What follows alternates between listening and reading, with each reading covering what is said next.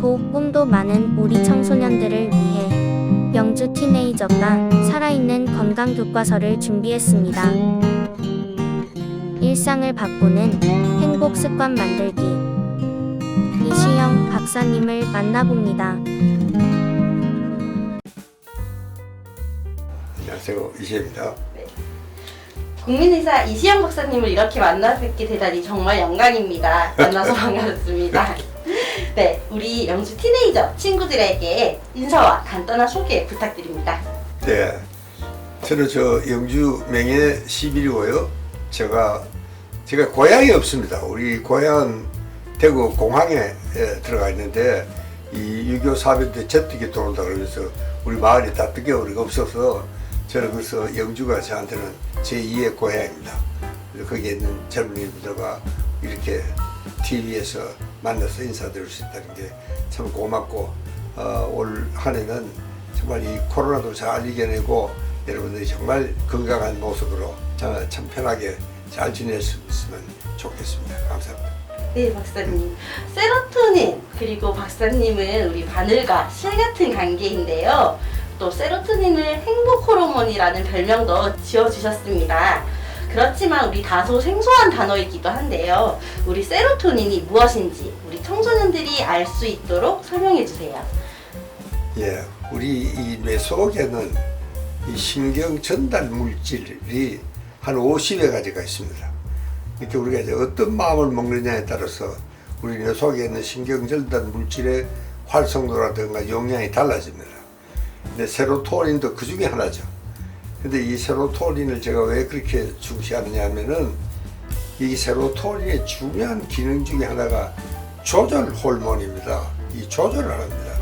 이렇게 내가 감정이 너무 지금 막 흥분해서 들떴거나 또 너무 가라앉았거나 그러지 않잖아요. 우리 평상심을 유지를 해야 되는데 그런 평상심을 유지하는데 꼭 필요한 게 이게 세로토닌입니다. 우리 마음이 편안하고 평상심이 유지될 때 그때 참 행복한 거거든요. 근데 요즘 우리가 힐링이라는 말도 많이 쓰고 있는데 힐링이 되었다. 마음이 편안하다는 뜻이죠. 그러면은 그것은 내 머릿속에 세로토닌이 굉장히 활성화되었다. 이렇게 생각할 수가 있습니다. 이 지금 우리 이 한국 사회가 전반적으로 이 조절할 수 있는 기능이 특히 약합니다. 더구나 이제 청소년 때나 조절 기능이 굉장히 약하죠. 그래서 내가 이 청소년들을 위한 정말 어떻게 하면은 이 세로토닌 마음이 분비가 될 수 있을까 하는 연구를 많이 하고 청소년들에게 이 세로토닌 이야기를 제가 열심히 이야기하는 이유가 거기에 있습니다. 세로토닌을 그렇게 잘 알게 되면 감정 기복이 심하고 또 극도로 예민해지는 우리 청소년기 그리고 사춘기 청소년들과 세로토닌의 상관관계 어떻게 보시는지요? 그래요. 이제 이 청소년 특히 우리 이제 중학교 학생들을 우리가 중2 증후군이라는 말을 씁니다. 중학교 2학년이 우리가 인생을 살아가는데 가장 정서적으로 흔들릴 예입니다. 그래서 이제 뭐 중학교 2학년뿐만 아니고 뭐 청소년의 기본이 대개 보면은 너무 막 충동적이고 폭발적이고 막 그러잖아요. 그래서 이게 세로토닌이 참 굉장히 청소년기에는 활발하고 이 세로토닌이 잘 기능을 할 수 있으면 좋겠는데 불행히도 우리 청소년은 그렇지가 않습니다. 그러니까 이제 세로토닌이 대체로 좀 부족한 편입니다. 이게 세로토닌이 넘쳐나는 것은 문제가 없습니다. 그렇게 되는 법도 없고요. 다만 이제 세로토닌이 항상 부족해서 문제입니다. 이렇게 세로토닌이 부족하면 아이들의 이제 조절 능력이 떨어지니까 굉장히 그거 가지고 막 과하게 되고 급격하고 때로는 파괴적이고 공격적으로 이렇게 될 수도 있으니까 이제 그 참 청소년에게 가장 필요한 것이 뭐냐고 물으면 저는 세로토닌이 활성화된 상태다 이렇게 이야기를 합니다. 저희 박사님께서는 다양한 의학 분야 중에 우리 사회병리 현상을 다루는 우리 사회정신의학을 택하셨는데 특별한 이유가 있으셨는지도 궁금하고요. 그리고 우리 청소년과 관련된 지금 사회병리 현상에는 어떤 것들이 있으면 어떤 방식으로 해결하실 수 있을까요? 제가 사회정신의학을 공부를 하게 된 이제 동기는 우리가 이제 이 남북한이 좀 갈라져 있잖아요. 근데 이게 만약에 통일이 되면 이제 그 북한의 사람들은 전부 이 아주 세뇌가 다 되어 있습니다. 그러니까 이 세뇌된 사람들 그렇게 사고가 굉장히 경직되어 있고 우리가 지금 유연성은 없죠. 그래서 이제 그런 정말 통일된 후에 이 이북 사람들과 우리가 어떻게 잘 좀 조화를 이루어서 평화롭게 살아갈 수 있을까. 저는 그때 이제 그런 생각을 굉장히 많이 했고요. 이 세뇌된 전체주의 국민들에게 우리가 어떻게 정말 잘 어울려서 조화롭게 그렇게 평화를 이루어가면서 살 수 있을까. 그걸 제가 이제 연구를 한다고 사실은 사회정신의학을 공부를 하게 된 배경은 그렇습니다. 저는 제가 아까도 설명했지만 이 세로토닌이 가장 부족하기 쉬운 연대가 이 청소년대입니다. 그래서 청소년은 정말 참 때로는 소위 무죄가 될 수도 있고 탈선할 수도 있고 정말 엉뚱하게 정말 싸움을 하게 되는 수도 있고 굉장히 그 참 정서적으로 흔들리기가 쉬운 것이 이 청소년의 특징입니다. 이 한국 청소년뿐만 아니고 어른들도 세로토닌이 아주 풍부해야 됩니다. 풍부해야 돼요. 우리 뇌에. 이제 그게 그렇지가 않다는 것이 오늘날 우리 한국 사회 정신병의 가장 큰 핵심적인 문제가 세로토닌 결핍 증후군이 있습니다. 박사님께서는 우리 세로토닌 문화원장 그리고 힐리어스 선마 촌장님 그리고 강연 그리고 저술 활동까지 엄청 활기차게 활동하고 계시는데요. 또 문인화에도 관심이 많이 있으셔서 전시회도 여러 차례 열었다고 들었어요. 혹시 문인화를 그리게 되시면서 달라진 변화나 특별한 에피소드가 있으신지요? 저는 그 어릴 때부터도 아마 세로토닌이 참 부족했던 것 같아요. 굉장히 막 뛰어놀고 아주 충동적이고 그랬어요. 그러니까 이제 미술 시간에 저는 들어가 본 적이 없습니다. 우리 선생님이 아예 못 들어오게 해요. 이 녀석 들어오면 뭐 그림도 못 그림이 장난이나 치고 이러니까 너 나가서 고이나 쳐. 그래서 저는 이 미술 시간, 음악 시간을 한 번도 들어가 본 적이 없습니다. 들어가면 그냥 방해만 할 거예요. 선생님들이 못 들어오게 해요. 그래서 참 저는 옛날에는 이제 그림을 잘 그리면 선생님이 이 원을 동그라미를 5개를 주면 그 제일 잘 그리는 아이들이고 그 다음에 4개, 3개. 저는 뭐 아예 그림이 없으니까 그래도 우리 선생님들이 불쌍하다고 그랬는지 그래서 한 60점, 70점 낙전 안 뒤에 그렇게 주셨어요. 그래서 나로서 이제 평생을 참 이 그림과 음악은 저한테는 참 굉장히 어려운 그런 것이었는데 그런데도 항상 제 머릿속에는 이 그림이라는 것이 아주 숙제로 남아 있었어요. 음악과 그림. 그래서 제가 우리 선생님이 저 김양수 화백이라고 나도 그분도 우연히 전시회에서 봤는데 정말 그림이 담백하고 좋더라고요. 욕심이 없었죠. 그래서 이제 그분을 찾아갔더니 안성에 계시더라고요.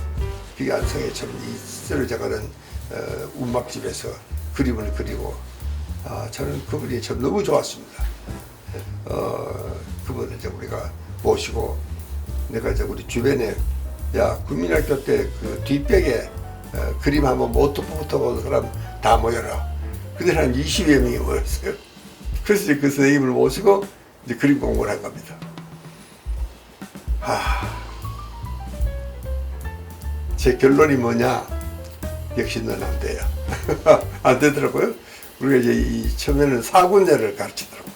이렇게 난초를 그리는데 난초 뭐 쏙 이리 뿌리면 되는 거예요, 이게. 그게 난 안 되는 겁니다. 덜덜덜 떨리고 이래가지고.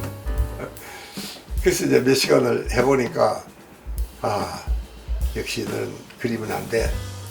그런 것이 이제 참 결론이 났는데 그러나 저는 내가 하자고 축축이 놓고 내가 그만둘 수가 없더라고요.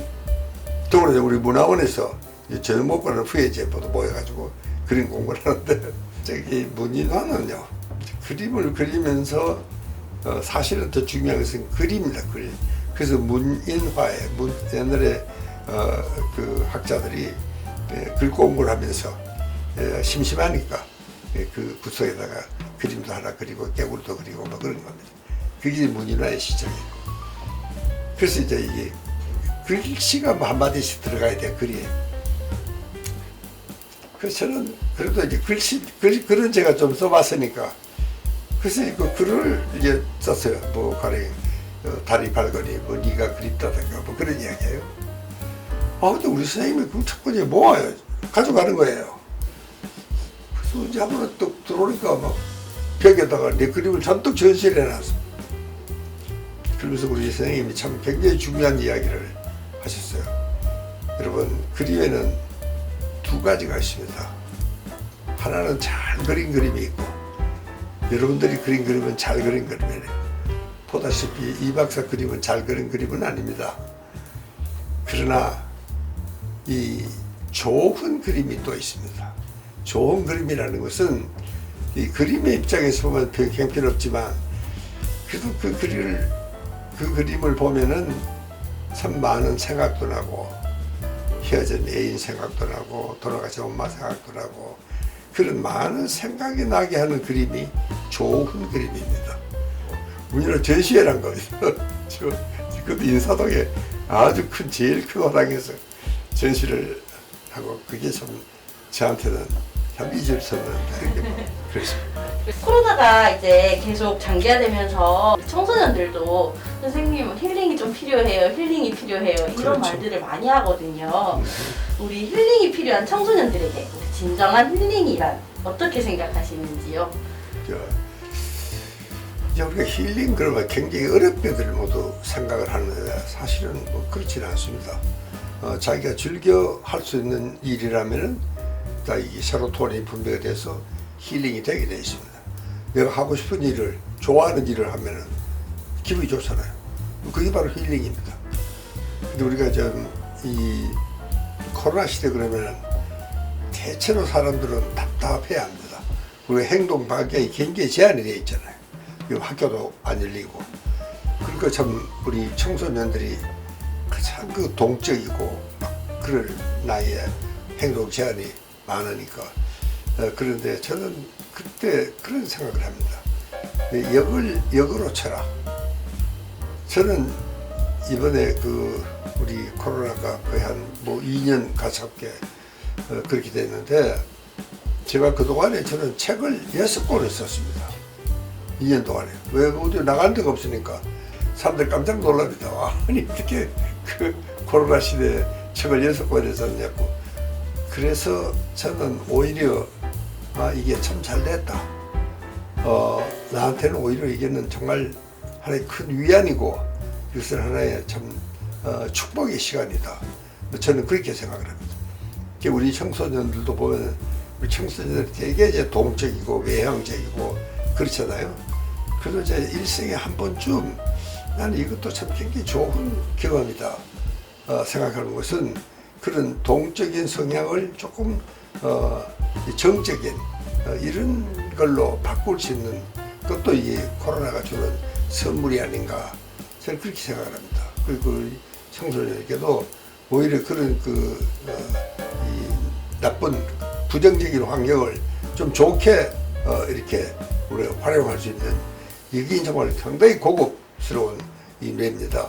그렇게 우리 청소년들도 이게 동적이고 그런 걸 한 번쯤은 이렇게 좀 차분하게 할 수 있는 그런 정적인 시간이 되면 이제 자기를 돌아보는 자성의 시간이 생깁니다. 예. 그래서 참 청소년들에게는 이게 하나의 참 굉장히 좋은 기회다. 그동안에 내가 영어 공부가 좀 소홀했다. 영어가 어려웠다. 수학이 어려웠다. 그걸 회복할 수 있는 굉장히 좋은 기회라고 저는 생각을 합니다. 이렇게 청소년들에게는 정말 축복받은 시간이다. 뭐 이렇게 생각할 수도 있죠. 그게 역으로 치는 겁니다. 예. 아까 6권의 책을 쓰셨다고 하셨는데 그 말고도 현재까지 수많은 양서를 집필하셨습니다. 박사님이 꼽은 베스트 3를 한번 묻고 싶은데요. 그 이유도 함께 좀 부탁드리겠습니다. 그 아주 오랫동안 베스트셀러 됐던 이 공부하는 독후감이 살아남는다 하는 책이 있습니다. 그건 뭐 일본판으로도 번역이 되고 중국판으로도 번역이 되고 우리나라에서도 아주 그 베스트셀러가 된 그런 그 책인데 그게 뭐 지금은 아마 오래돼서 절반이 안 됐는지 모르겠습니다만은 그래도 이제 도서관에 가면 다 전국 도서관에 다 있으니까 나는 그 책을 한번 읽어보면 아이들에게 공부하는 데 굉장히 도움이 될 수 있는 그런 그 책입니다. 그 다음에 제가 추천하고 싶은 게 이 둔하게 삽시다 하는 책이 있습니다. 우리가 너무 예민해, 너무 민감해. 뭐 누가 뭐 별것도 아닌 일에 막 화를 내고 그래도 사람들이 우리 한국 사람들 특히 이제 코로나 시대가 오니까 더더구나 민감해집니다. 누가 뭐 기침만 해도 저 환자인가 뭐 그런 생각이 들기도 하고요. 지금 우리가 확실히 좀 너무 민감해가지고 이게 참 생활이 굉장히 어렵고 그래서 우리가 조금 둔하게 살아야 할 필요가 있겠다. 그래야지 정신적으로 안정이 되고 참 좋겠다는 생각을 저는 했고요. 근데 최근에 나온 책은 행복도 배워야 합니다 하는 제목으로 썼는데 그 내용은 세로토닌에 대한 이야기입니다. 그게 우리가 아까 행복 전도사라고 말씀을 해주셨는데 그 세로토닌이 정말 행복하면은 세로토닌이 분비되는 시간입니다. 그래서 정말 우리가 누구나 다 행복해지고 싶은 그런 삶을 살고 싶은데 그게 뭐 행복은 내가 행복해지자 그런다고 행복해지는 건 아니잖아요. 그게 이제 어떻게 하면은 참 그 세로토닌 분비가 잘 돼서 내가 행복한 그리고 힐링이 잘 되고 편안한 마음이 될 수 있을까 하는 그거를 이제 중심으로 쓴 책이 제게 행복도 배워야 합니다 하는 책인데 그 최근에 요즘 아주 베스트셀러가 되고 잘 나가고 있습니다. 학생들도 건강에 대한 관심이 높아졌습니다. 그러면 이제 우리 면역 체계에 대한 얘기도 많이 하시는데요. 우리 청소년들이 면역을 높이고 우리 건강을 지킬 수 있는 실천 방법에 대해서 말씀 부탁드립니다. 그래요. 지금은요 정부에서도 이 방역에 대한 이야기를 열심히 합니다. 마스크를 껴라, 뭐 거리를 둬라. 근데 참 방역도 물론 잘해야 되지만 실제로는 면역이 튼튼해야 됩니다. 왜냐하면은 또 환자와 같이 살아도 안 걸린 사람도 있습니다. 또 뭐 걸려도 뭐 감기 같이 아주 가볍게 지나가는 사람도 있고 그 증상도 뭐 없어서 자기는 모르고 지내는 사람도 있고 또 그런가 하면 정말 정말 이 세상을 하직해야 되는 중증 환자도 있고 왜 그런 차이가 나느냐? 그래서 면역력의 차이입니다. 면역이 약하면은 정말 그냥 잠시 지나치면도 걸리는 사람도 있고 그렇죠. 그러니까 이제 이 방역도 잘해야 되지만 면역도 잘해야 되는데 그렇게 가령 적절한 운동을 한다. 또 우리가 이 참 수면도 굉장히 중요하지 않습니까? 적정한 시간에 그 수면도 해야 된다. 또 밥 먹는 것도 굉장히 중요합니다. 왜냐하면 이 면역의 70%는 장에서 만들어내거든요. 그렇기 때문에 이제 뇌에서 30%. 그게 아주 좀 기분 좋게 잘 지내야 된다. 뭐 그런 이제 이 면역을 좋게 하려고 하면 우리 생활 전반이 굉장히 규칙적이고 의사들이 이야기하는 대로 정말 그렇게 따라서 그렇게 생활을 해야 되는 것이 이게 면역이 튼튼해지는 겁니다. 그 면역력은 왜 떨어지느냐? 가령 막 스트레스를 받고 화를 냈거나 막 그런 사람은 면역력이 막 쭉쭉쭉쭉 떨어집니다. 그러니까 이제 참 우리 정신 건강도 아주 맑게 기분 좋게 그렇게 좀 지켜야 되는 것도 굉장히 중요한. 그래서 이제 이 면역은 정말 생활 습관 자체가 전반적인 그런 문제가 잘 돼야지 면역이 형성이 되는 겁니다.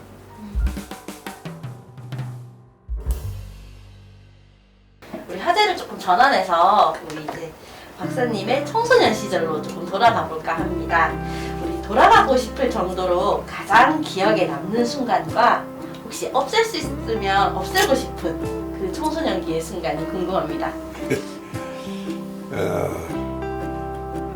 정말 저한테는 잊을 수 없는 순간은 역시 예일대학 합격 통지서 받은 날이 아니었었나 저는 그런 생각합니다. 그때는 뭐 저 미국에서 이제 혼자 생활을 하고 있을 때니까 뭐 누가 축하해 주는 사람도 없어 사실은요. 우리가 기쁠 때 누가 함께 기뻐해 주는 사람이 없을 때가 제일 슬프더라고요. 예. 그래 참 기분이 좋은 날 아닙니까 그날은요. 아마 그게 저한테는 참 잊을 수 없는. 우리는 이제 이 7월 1일부터 레전드가 시작이 됩니다. 병원은 그렇습니다. 7월 1일. 근데 대개 한 4월 말쯤 되면은 통지가 와요. 됐다 안 됐다. 그래야지 이제 뭐 5, 6월 준비를 해서 이제 옮겨가야 될 거 아닙니까? 근데 저는 이 5월 말이 됐는데도 연락이 안 오는 거예요. 대개 아들은 4월 말 되면 거의 끝나요.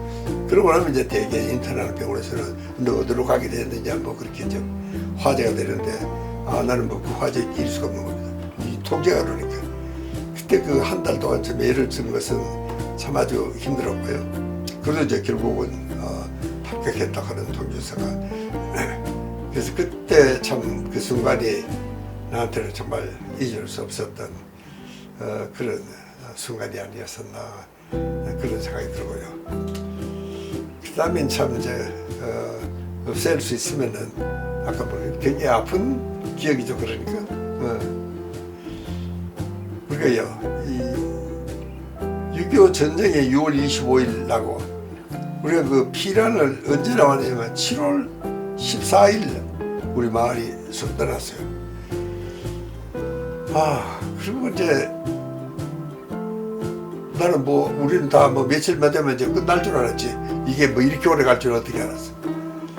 그랬더니 이제 그 추석이 이제 다 됐어요.